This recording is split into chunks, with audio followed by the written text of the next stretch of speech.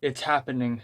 It's happening. Hey guys, what's up? It's the Culture Detective here, investigating your favorite albums, and today I'm gonna take my time off to talk about the latest Weezer album, Weezer, the Black Album. Yes, this is like their fifth self-titled album. They have put out 5 albums, and all of them are also called Weezer. And yeah, this is actually their 13th studio album, and yeah, it's been like over 2 decades. It's kind of insane. Now, if you know Weezer, you know that their discography is kind of bumpy and kind of rocky. They started off greatly with the Blue Album and Pinkerton, and then their discography started to trail off with albums like Maladroit, and then a bunch of others. I don't know if I can remember them all. I'm not a huge Weezer fan, by the way, so I probably can't remember them all. We have a couple of okay albums from them occasionally, like Everything Will Be Alright in the End, and the White Album I am familiar with. It's dropped 3 years ago, and I am actually surprised that they can put out such a great album all of a sudden out of the blue. And yeah, everything else they put out, like Ratitude or that Hurley album, they're all pretty underwhelming. They all range from underwhelming to just okay. And then recently they put out Pacific Daydream, which is easily Weezer's worst album to date. But I was still putting my hopes up because I know that Weezer has the potential to make another great album. And then not too long ago, a couple months ago, they suddenly surprise dropped a studio album called The Teal Album. Weezer, The Teal Album. And it's an album full of covers. It's not great, but it's not that bad either. I think there are a couple of covers on the first half of the album that's actually really fun and energetic, while the second half is not that good.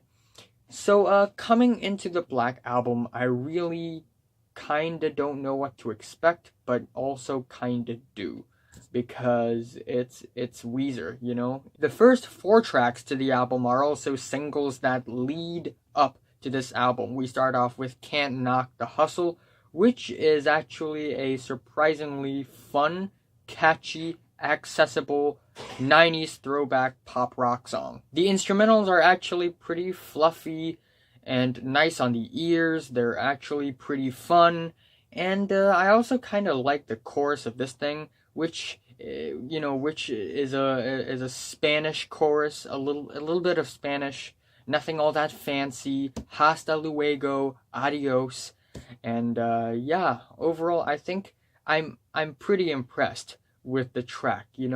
If there's one problem with the track, I think it's the verses. I think they're pretty monotone, but other than that, I still like it a lot. Can knock the hustle, and then for the second track, we have Zombie Bastards. Die, die, zombie bastards. Yeah, it's another pretty damn good Weezer track, surprisingly. It's a pretty fun guitar pop rock song that isn't as edgy or as cool as tracks like Can't Knock the Hustle. Yeah, I think it's incredibly catchy. I think the bridge of the track is really nice. However, the lyrics they are actually kind of hideous. Die die zombie bastards, keep on blah blah blah. Like, like it's like River Cuomo's wanted to fit in 3 syllables, but then he doesn't know how, so he just puts in blah blah blah. I think he wrote the track, right? I think he. Anyway, another line here would be, "My heart pumps Kool-Aid." River Cuomo's heart pumps Kool-Aid. Yeah, and I also kind of don't like the part in the track where he sings, "Gotta go up, gotta go down, gotta go and all around." It's kind of not that good. But other than the lyrics, I still think the track is a pretty solid, nice tune. And then up next we have High as a Kite, which is another highlight of the album. It's surprisingly soulful and moving. The pianos are pretty great and they go so well with the drums and the guitars. The musicianship is pretty on point in here. And I also really love the chorus. It's really climactic and kind of impactful sounding and emotional sounding as well. And yeah. I also kind of like that on this track. River kind of sings about, being free finally, not feeling afraid of anything. And I also think the guitar chord progression is pretty weird in a really nice way, and in sort of an accidental way, because it switches from this really warm guitar chord in the chorus, and then at the end of the chorus it kind of falls into this semi-cold chord progression, and it just gives off this weird effect. I kind of like it. And then we have the fourth track, Livin' in LA, which is also another fun, catchy pop rock jam. Even though I don't think it's as well written as the first three tracks, I still think it's pretty fun and catchy. However, the instrumentals, they are pretty stale on this track. I wish they could have added more dynamic to it. And, this track, it doesn't stand out all that well when you compare it with any other pop rock songs out there. So, they could have spiced it up a little bit. And also, I kind of don't understand what's with all the obsession of Los Angeles. Like, why are they singing about this place all the freaking time? Yeah, and then after that, the album just trails off into the depth. We have Piece of Cake, which is stupidly bland and idiotic. Okay, I really don't like the do. Yeah, it just sounds so dumb, and it sounds so drab. This song sounds like a lullaby, but it's not calming at all. Neither is it worrying, it's just there. And the lyrics, they are, don't even start on the lyrics. However, the track I'm Just Being Honest is pretty lovely, not gonna lie. It's a really catchy 90s throwback alt rock track, and it's really catchy. I'm not gonna lie. However, I think the performance need a little bit more swag. I think the performance needs more dynamic, and other than that, I enjoy the track pretty much.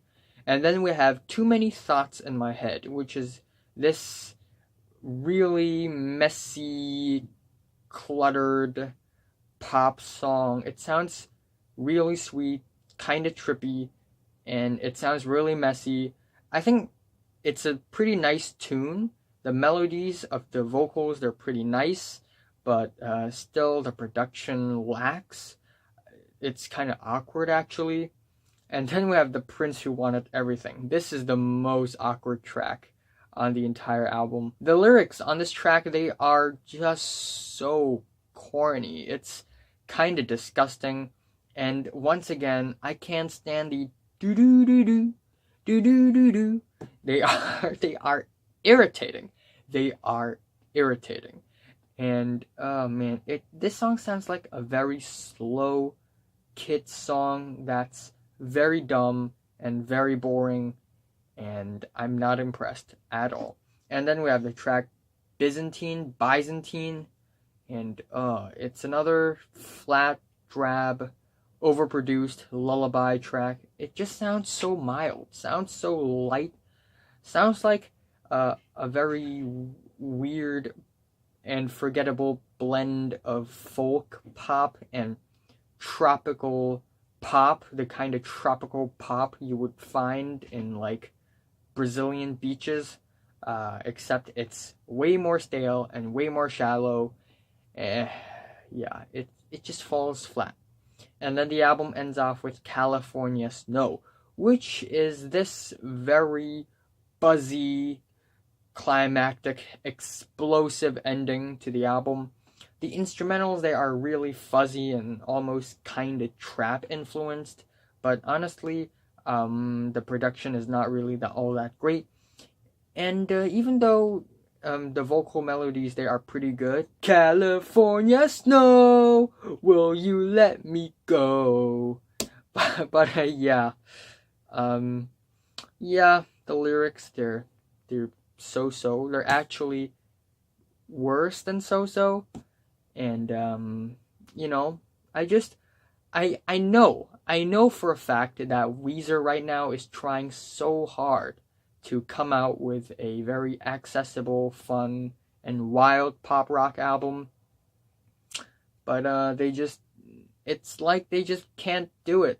It's like they just, they ran out of fuel. I also think that Weezer really wants to recapture that really fun, innocent, wild, dreamy quality of the White Album, but it just doesn't work anymore.